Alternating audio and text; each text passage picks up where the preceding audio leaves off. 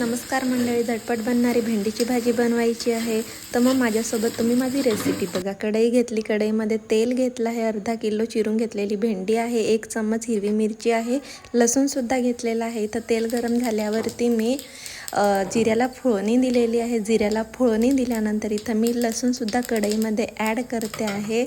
लसूण ॲड केल्यानंतर हिरवी मिरचीची पेस्ट इथं मी कढईमध्ये ॲड करते आहे.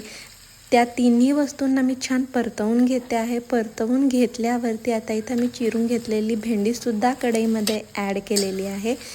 तेल आणि हिरवी मिरचीची पेस्ट आणि लसूण हे भाजीमध्ये ॲड व्हायला पाहिजे, म्हणून इथं मी भाजीला हलवून घेते आहे. आता इथं चवीनुसार मीठ घेते आहे. मी चवीनुसार मीठ घेतल्यावरती सुद्धा मी भेंडीला छान हलवून घेतलेलं आहे. 10 मिनिटांसाठी मी भाजीला तशीच राहू दिलेली आहे.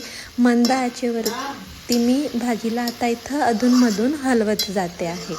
आता इथं तुम्ही बघू शकताय, पुन्हा मी मंद आचेवरती भाजीला तशीच रेस्ट राहू दिलेली आहे. बघा, 6-7 मिनिटांमध्ये आपली भाजी खाण्याकरता रेडी झालेली आहे. तुम्ही बघू शकता, आपल्या भाजीमध्ये चिकटपणा कुठंच तुम्हाला दिसत नाही. भाजी एकदम क्रंची बनलेली आहे. तुम्ही बाजरीची भाकरी, चपाती, ज्वारीची भाकरी, नाचणीची भाकरीच्या सोबत तुम्ही खाऊ शकतात. थँक्यू.